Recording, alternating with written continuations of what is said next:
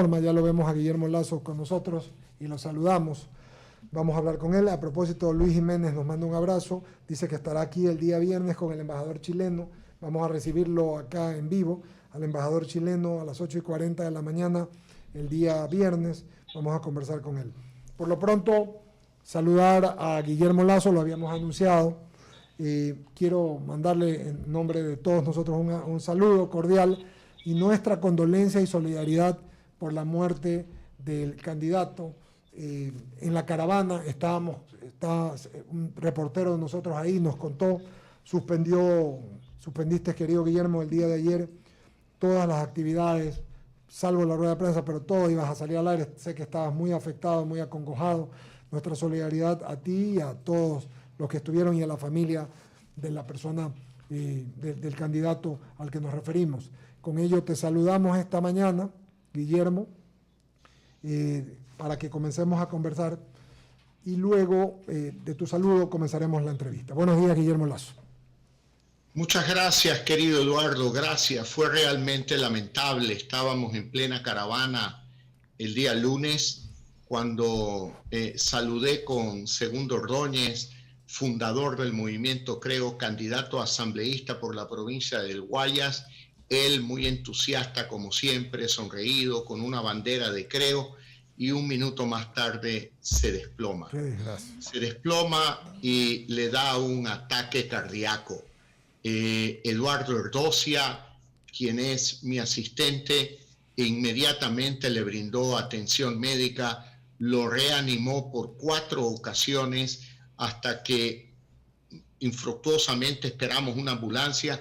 Lo llevamos en una camioneta al hospital, a la emergencia del Hospital del Seguro Social en la 25 de julio y volvió a infartarse por 3 ocasiones más. Penosamente falleció ya al finalizar la tarde del día lunes y bueno, una persona de 48 años de edad, con esposa, con 2 hijos, que quedan pues sin la protección de su padre. Fue un duro golpe para todos, porque Segundo Ordóñez fue fundador del movimiento Creo. Era un hombre que siempre ocupaba los primeros lugares en los mítines y tenía una característica muy particular: hacer como una especie de sirena de ambulancia, y con eso se identificaba, sabíamos que estaba presente en el mitin y ponía alegría en todas las actividades del movimiento Creo. Segundo, ojalá, de seguro que sí, estará al lado del Señor, y ojalá que Dios le brinde consuelo a su esposa y a sus hijos, que están muy golpeados por la ausencia de Segundo. Perfecto, nuestras condolencias para su familia y para el movimiento. Muchas gracias, Eduardo. Para mí un gusto también estar con ustedes esta mañana, con Ramiro Cepeda, con Javier Segarra, contigo, Eduardo, con Jaime y con todos quienes forman el panel de I99. Perfecto. Vamos a comenzar con las preguntas, Guillermo. Vamos a comenzar la entrevista. Hay algo que yo veo fundamental, ¿no? Hiciste un anuncio que ha sido muy comentado respecto el día que estuviste en la hacienda, en Durán Boliche.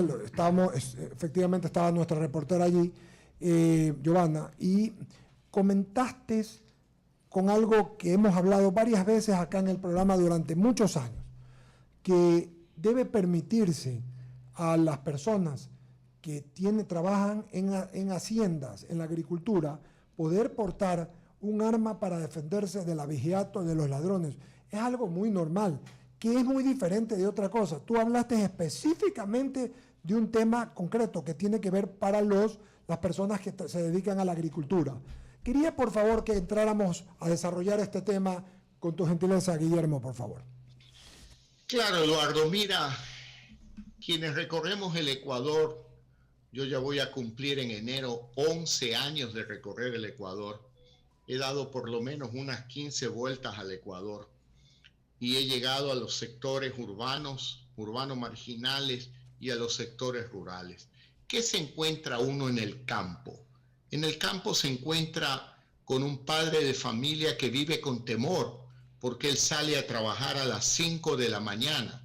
En la casa de campo queda la esposa, quedan los hijos. Muchas veces son víctimas de asaltos por parte de los delincuentes y en no pocas ocasiones asaltos sexuales, violación de las hijas, agresión a la esposa. Y claro, los delincuentes saben que el agricultor no tiene un arma en la casa. ¿Por qué? Porque cuando la policía hace inspecciones en el campo y detecta un arma en la casa de un agricultor, él es acusado de terrorista, de tenencia ilegal de armas y se meten en unos líos muy grandes. En nuestro gobierno haremos todas las reformas legales necesarias para legalizar la tenencia de armas en el campo, para que un agricultor pueda tener la posibilidad de defender a su familia. Miren, si en las zonas urbanas una llamada del 911 se demora en responder inmediatamente, miren lo que pasa en el campo. En el campo usted puede llamar al 911 y no va a llegar la atención de la Policía Nacional con la velocidad y la urgencia que requiere. Por lo tanto, que sean los delincuentes los que vivan con temor, con el temor y miedo de que si asaltan la casa de un agricultor, los van a recibir con una buena arma y ese agricultor tendrá el derecho a la legítima defensa de su familia, a protegerse de los delincuentes. No seamos tan mojigatos y no nos pongamos a pensar que por esa decisión se va a generar violencia. No, el objetivo no es que tengan un arma, el arma es un medio para el objetivo fundamental, que haya seguridad en el campo, que los delincuentes sepan que el agricultor estará armado y que tengan claro que ya no tienen el campo libre para hacer y deshacer a su voluntad en el campo. Correcto. Es un punto interesante. La sociedad luego tendrá que hacer una discusión completa respecto a si se puede el porte de todos o no. Eso es otra cosa. Eso es una excepcionalidad. Esto es una excepcionalidad. El asunto que hay puestos, como decíamos hace un rato con Jaime antes de Javier, con Lucía y con Jaime, con Ramiro, que o sea, no puede ser que un guardia privado esté con un tolete y con un chijete, como decía Ramiro, pues viene un delincuente, no es que se le ría, lo mata, pues. O en el caso de lo que tú bien señalas, Guillermo Lazo, en el caso de la pobre gente que vive en el campo. Cambio el tema, y ahora pregunto respecto a tus propuestas de campaña. Me preocupa mucho el asunto de la continuidad de la dolarización en el Ecuador.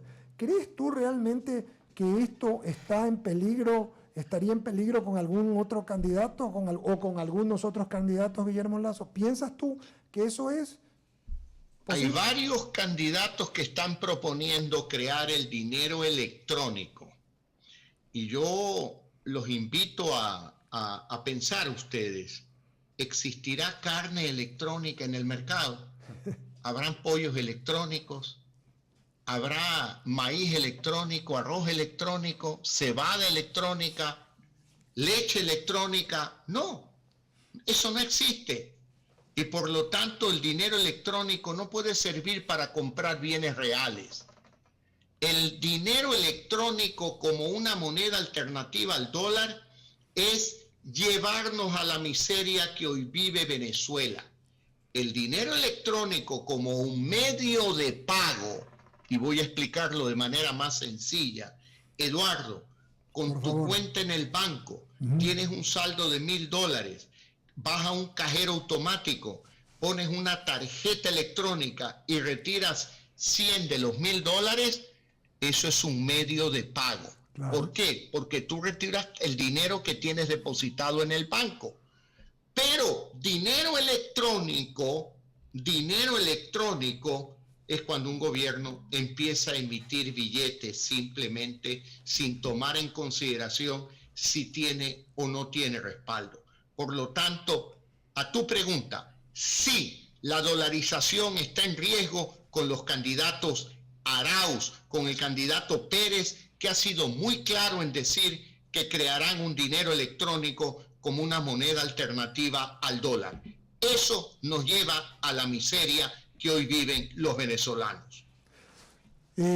También se comenta mucho, Guillermo Lasso, respecto a las posibilidades ciertas del próximo gobierno. Sobre todo el actual gobierno dice que va a ser muy complicado, que el próximo gobierno, el que sea, no va a poder salir enseguida, que hagan lo que hagan, no hay posibilidades porque la situación económica es deplorable, calamitosa. Me parece que es un comentario quitándole a la gente la esperanza, porque si tú todo lo ves malo hacia adelante y no ves posibilidades en la vida, estás complicado. Y todos sabemos que, sobre todo cuando hemos enfrentado cuestiones de enfermedades, de cosas de verdad trascendentales, que siempre con el favor de Dios debe existir esperanza. ¿Tú crees, Guillermo Lasso, que no hay camino así hagan lo que hagan y que es muy poco lo que puede hacer un gobierno próximo, el que gane, por el Ecuador? Bueno, en primer lugar, los hechos. Hay que comprender a muchos ciudadanos ecuatorianos que se encuentran preocupados, que tienen temor sobre el futuro del Ecuador. ¿Por qué? Porque han perdido empleo, porque no consiguen un empleo, porque la economía del hogar de ellos no funciona, porque tienen temor a contagiarse del COVID-19, porque tienen temor que un miembro de su familia se contagie y no tenga una atención médica adecuada si se contagia del COVID-19. Eso es una realidad, eso hay que comprenderlo. Eduardo, se han perdido cerca de 1 millón de empleos en el año 2020, producto de la pandemia y producto de un mal manejo económico de este gobierno. Correa nos hizo perder 1 millón de empleos. Moreno ha perdido 1 millón de empleos más. Es la hora del gobierno del cambio. Un gobierno que en primer lugar se comprometa a defender la dolarización, porque nosotros vamos a defender la dolarización. En segundo lugar, un gobierno que prometa eliminar el impuesto a la salida de divisas como un medio para generar un mayor ingreso de dólares a la economía ecuatoriana, una eliminación gradual durante los 4 años de gobierno. Un gobierno que le diga claramente a los ecuatorianos, nosotros no vamos a subir impuestos, a diferencia del candidato del pasado, aquel candidato que nos quiere llevar a la miseria de Venezuela, el señor Arauz, que propone subir el IVA en 2 puntos, porque él está de acuerdo con el pedido del Fondo Monetario Internacional.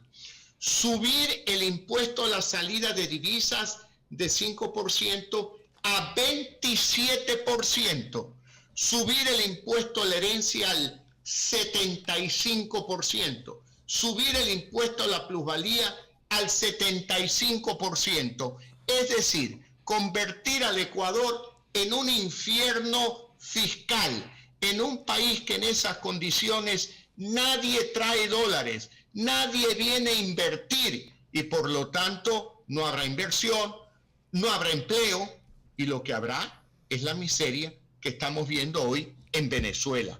Y eso no lo queremos los ecuatorianos, no queremos vivir en miseria los ecuatorianos. Por eso hablamos de fortalecer la dolarización, promover la inversión, eliminar el impuesto a la salida de divisas, no subir impuestos, eliminar la burocracia y el exceso de trámites en el Ecuador para promover inversión que genere empleo en el país.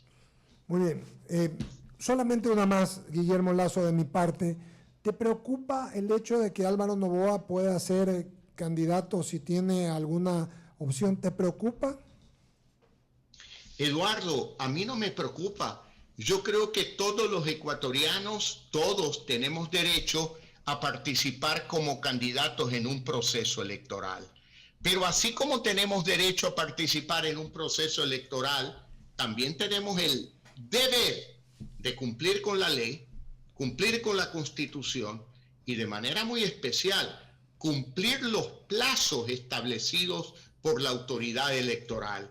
En esos plazos se definió que el 7 de octubre último fue el día en que feneció el plazo para inscripción de candidaturas. Si todos los candidatos y movimientos políticos hemos cumplido con la ley, hemos cumplido con la Constitución, hemos cumplido con los plazos, pues cualquier ecuatoriano debe de hacerlo también, porque no es correcto que se invoquen derechos y no se hablen de los deberes de cumplir con la Constitución, la ley y los plazos establecidos por las autoridades. Ramiro Cepeda, sigue. Guillermo, buenos días. A mí me fastidia cuando gente invoca un bastón para limitar la capacidad intelectual de un candidato y veo que sus respuestas van en la línea de desvirtuar cualquier tipo de malhadada tipo de campaña. Y esto es más un comentario que una pregunta. Mi pregunta esencialmente es, hay unas reformas constitucionales producto de la voluntad ciudadana por una recolección de firmas que están en el seno de la Asamblea y que probablemente de usted ser presidente de la República tendrá que dar trámite a ese tipo de reformas.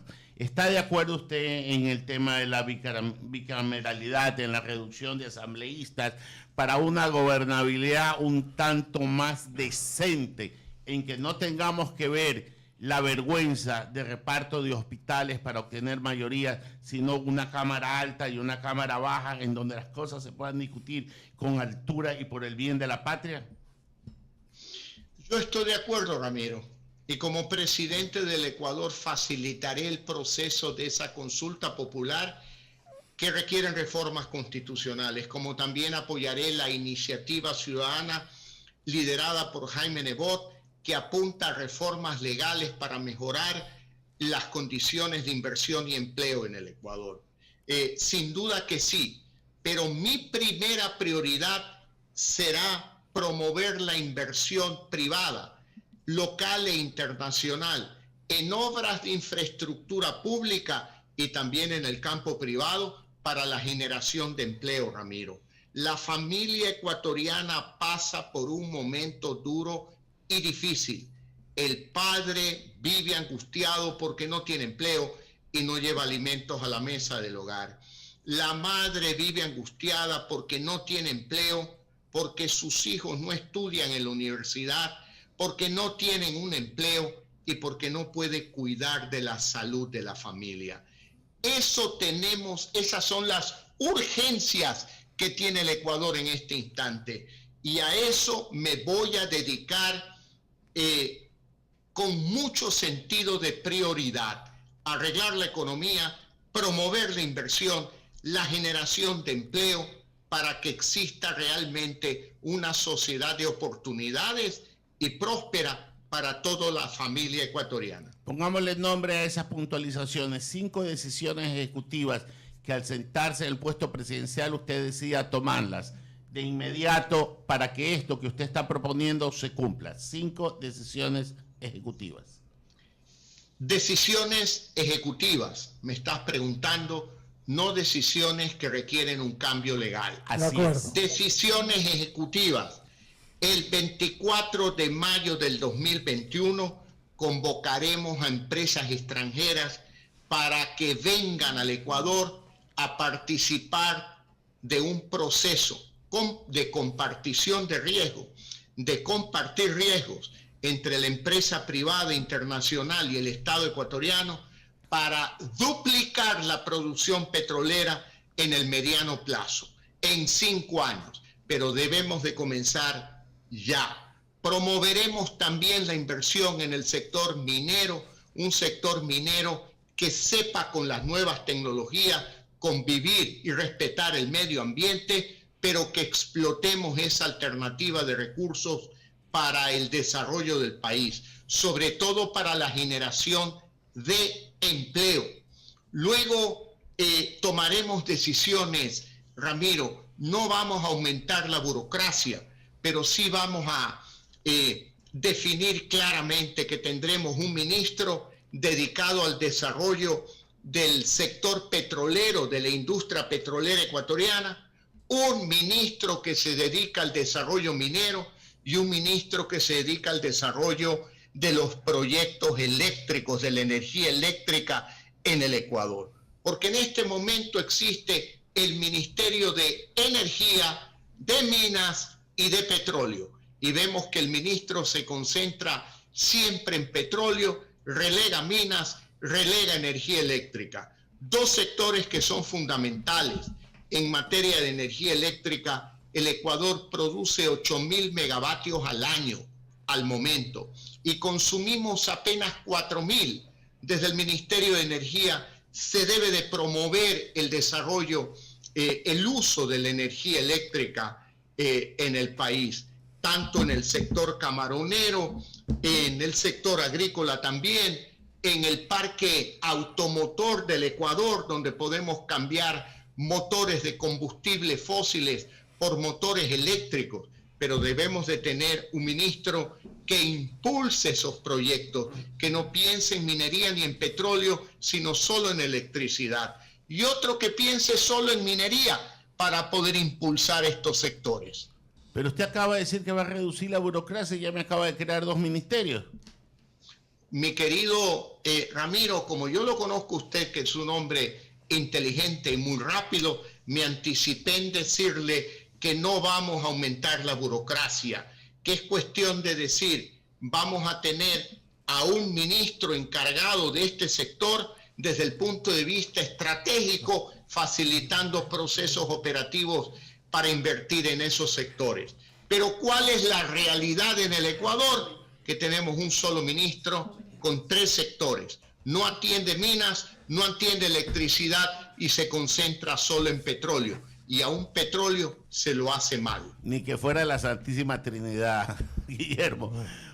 Va Jaime Velázquez. Gracias, Ramiro. Guillermo, bienvenido acá a Diálogo en la Mañana. Es un placer verlo. Jaime, ¿cómo te va? Igualmente. Escúcheme, bajar la burocracia va a ser difícil, ¿no? Y comprendo claramente, pero ¿existe algún plan para que esos burócratas que van a salir en un momento dado, porque se va a hacer más eficiente el Estado, tengan su reinsertación en la parte privada con algún tipo de incentivo para el sector privado o no?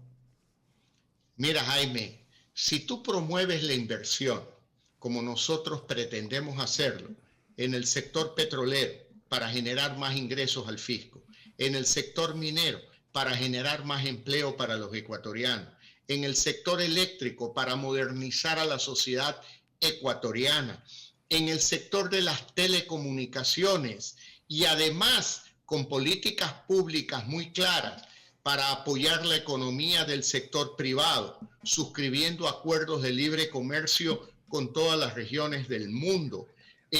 Si logras administrar correctamente las finanzas públicas, vas a generar inversión, vas a generar empleo, y ese empleo no solo será para los empleados públicos que en un momento dado deseen pasar del sector público al sector privado, sino será para todos los ecuatorianos que aspiren a un empleo, que aspiren a un buen ingreso. La única manera, Jaime, es promoviendo la inversión.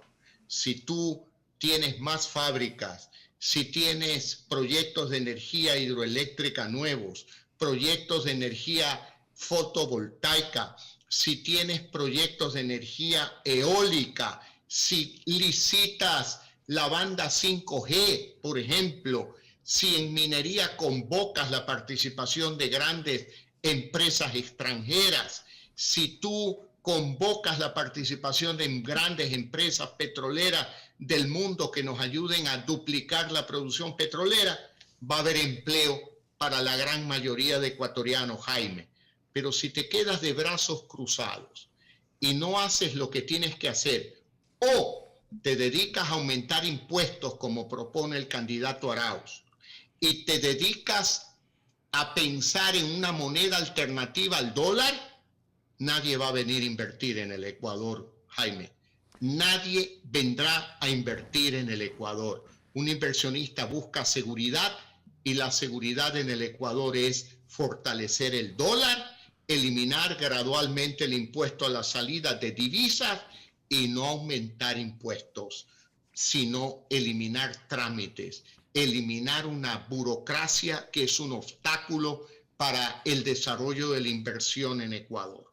Clarísimo, Guillermo. ¿Puede, por favor, decirle a todos los que nos están escuchando, inclusive a sus contrincantes en esta contienda electoral, cómo va a financiar el presupuesto del Estado? Porque hay gente que dice, si bajan los impuestos, se reducen los ingresos y el gasto sigue siendo igual, va a haber un déficit mayor. ¿Puede usted, por favor, explicarles? Porque confío en que usted tiene la experiencia necesaria para hacer eso.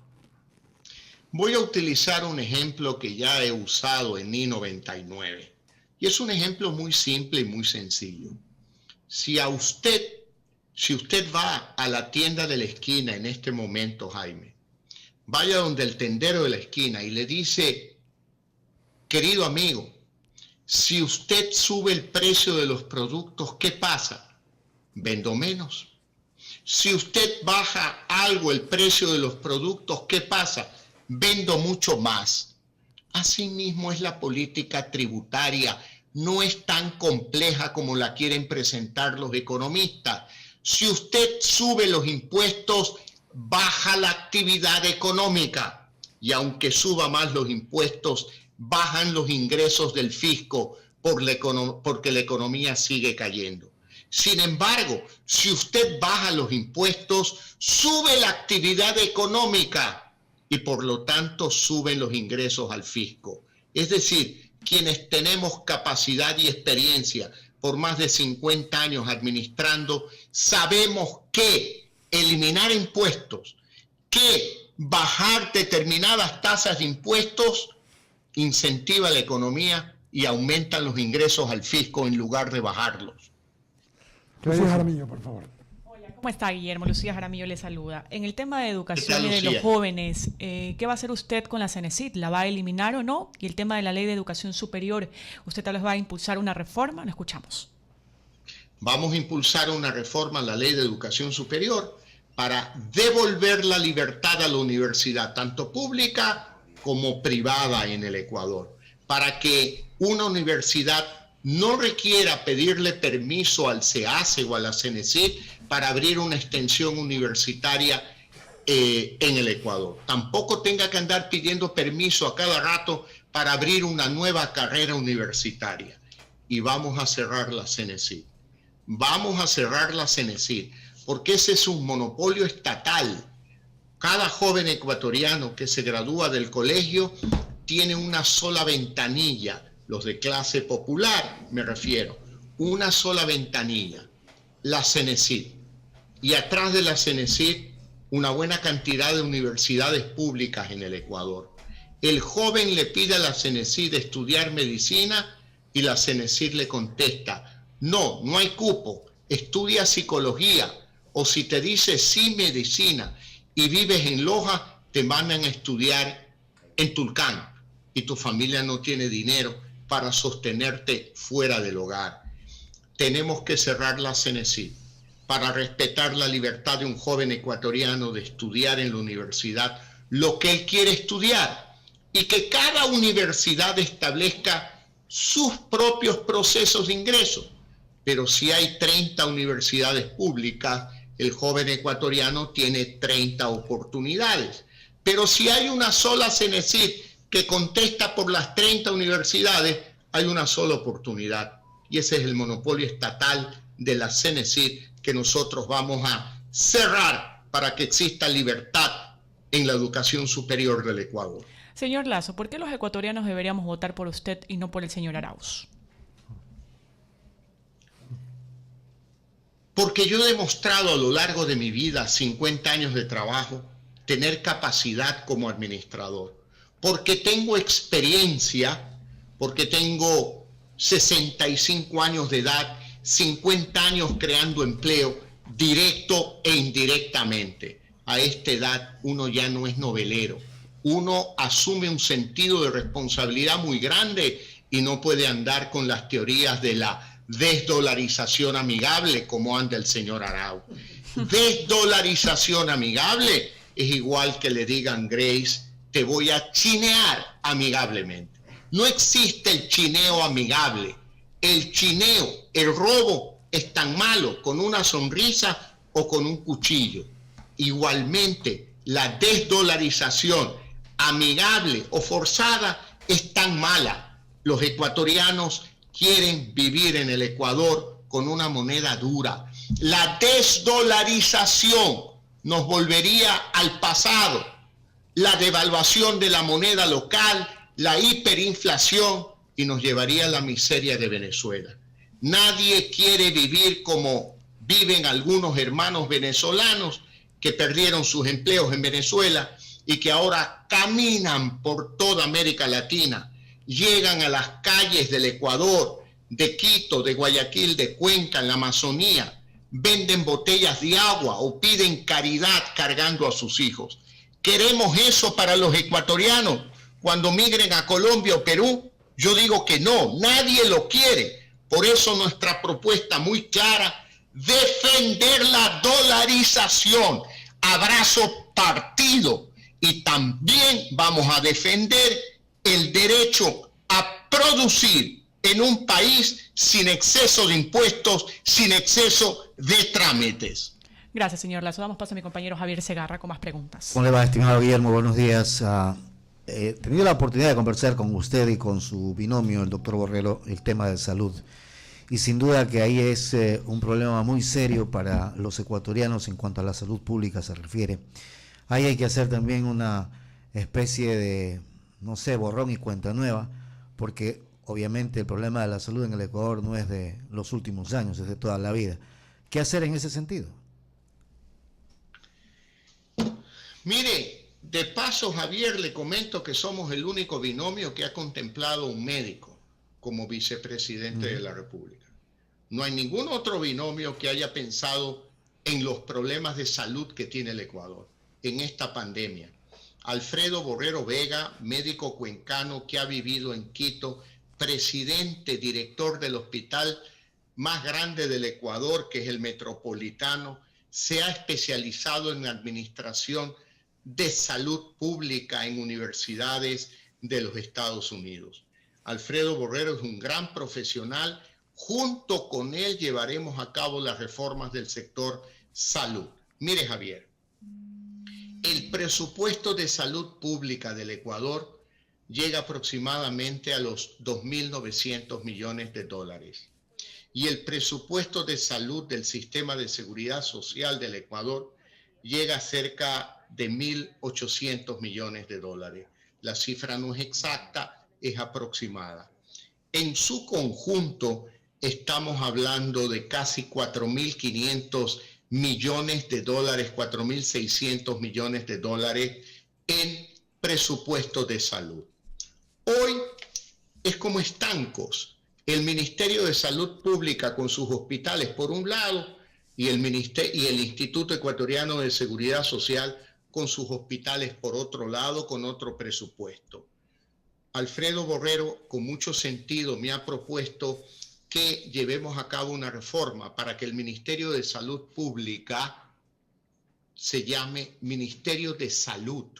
Y esto implica una reforma importante a efectos de que la salud se la coordine tanto en los hospitales del Ministerio de Salud Pública con los hospitales del Instituto Ecuatoriano de Seguridad Social y la coordinación con los hospitales privados del Ecuador.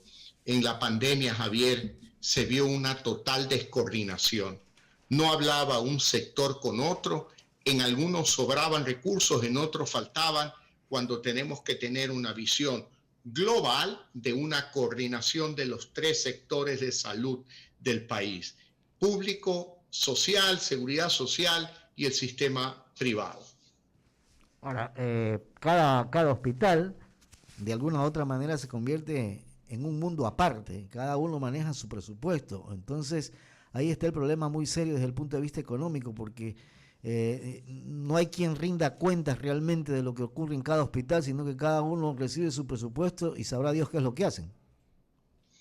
Imaginemos, Javier, que todos los hospitales y clínicas del Ecuador le pertenecen a un holding, a una sola empresa. Un vasito de jugo. A una sola empresa. ¿Qué es lo que haría esa empresa? Organizar la logística. Claro. Y tener un solo departamento de compra con una gran bodega nacional que todos los días distribuya medicamentos en todos los hospitales. yo tuve oportunidad de conocer Difare, esa gran empresa liderada por Carlos Cueva. Difare tiene un centro logístico por la vía Daule extraordinario. Desde ahí salen los camiones todos los días, aquellos que reparten las medicinas en todos los puntos de venta de la red de distribución de todas las farmacias y todas las marcas que tiene Difare. Usted tiene que hacer algo similar en el sector público. Y ese camión lo que sale es a repartir la medicina en los hospitales.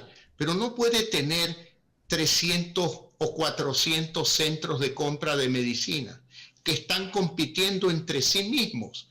Es decir, el hospital A, cuando demanda, digamos, paracetamol en el exterior o en un laboratorio local, demanda 1000 unidades. El B, el C, el D, hasta la Z, demandan cada uno 1000. Entonces hay una gran demanda de pequeñas unidades y el precio sube. Pero si hay un solo centro logístico, hay uno que compra y demanda 100.000 unidades de paracetamol. Una sola demanda puede negociar como un precio de mayorista y luego hacer la distribución a los hospitales. Y luego eliminar la discrecionalidad de que cada hospital es un mundo. Y peor aún, que los hospitales se hayan convertido en moneda de cambio para la política. Ya vimos esos actos de corrupción que tienen indignados al pueblo ecuatoriano. Y la última de mi parte, señor Lasso, ¿qué hacer con los presupuestos que por ley le corresponden o el dinero que por ley le corresponde a los gobiernos autónomos descentralizados? El gobierno ha retrocedido ayer frente a una paralización que anunciaba la AME. Y en ese sentido, yo no entiendo cómo se le puede quitar la plata a los gobiernos locales y después andar diciendo, mire, voy a reducir el presupuesto. No termino de entender cuando son los gobiernos locales los que realmente desarrollan a cada una de las poblaciones, por más pequeñas que sean. Seamos claros, Javier. Dígame. Hablemos del gobierno central y en números redondos. Los ingresos del gobierno central, que provienen tanto de tributos, de servicios y del petróleo, de la industria petrolera, más o menos llegan a 22.000 millones de dólares al año. Y los gastos de ese gobierno más o menos llegan a 25.000 millones de dólares al año. ¿Cuál es la realidad? Hay un déficit de 3.000. Pero ahora analicemos cómo lo podemos eliminar el déficit. Primero hay que luchar contra la corrupción. Yo creo que la corrupción se lleva una gran tajada de los gastos del gobierno nacional. Hay que luchar contra la corrupción. En segundo lugar, hay que luchar contra la ineficiencia, Javier. Solo un ejemplo. Las 3 refinerías estatales, Sushufindi, Libertad y Esmeraldas, reciben 170.000 barriles diarios de petróleo y le devuelven al Estado 110.000 barriles diarios de combustibles. Hay una merma de 60.000 barriles de petróleo al día que tiene un costo anual, una pérdida anual de 1.000 millones de dólares. ¿Qué debería hacer un gobierno responsable? Solucionar ese problema en el primer minuto. No perder el tiempo, no divagar. Hay que concesionar la administración de las refinerías para evitar continuar con esa pérdida y con esa ineficiencia. Y luego, en tercer lugar, usted tiene que partir de base cero para elaborar un presupuesto y decir, ¿esta institución pública es realmente necesaria o es una institución pública que solamente existe para enervar, para molestar la cadena de producción del Ecuador? Y si enerva y molesta, pues bueno, hay que eliminarla. Y no nos debe de preocupar la pérdida de empleo, porque si paralelamente promovemos inversión en petróleo para aumentar los ingresos petroleros, inversión en minería, inversión en electricidad, inversión en telecomunicaciones, promovemos acuerdos de libre comercio con Estados Unidos, con la China, con Corea del Sur, estimulamos la inversión en turismo, en agricultura, con la línea de crédito de $1.000 millones al 1% de interés a 30 años plazo desde el Banco Nacional de Fomento. Vamos a crear empleo, pero empleo productivo, no empleo burocrático, sino empleo productivo de quienes generan valor para la sociedad. Guillermo, agradecerte tu amabilidad y tu gentileza. Creo que hemos hablado en extenso. La campaña todavía está en camino. Todavía no cumplimos los 60 días. Estamos día 2. Faltan para completar los 60 días, 5 días más. Vamos a seguir conversando. Te agradezco que nos hayas permitido preguntarte con todo, Guillermo, directamente, y nos hayas contestado de la misma manera como siempre lo has hecho durante todos los años. Así que solo me permites despedirme de ti, de Javier, de Ramiro, de Jaime, de Lucía, y de Lucía, de Lucía también, y de todos los oyentes de I99.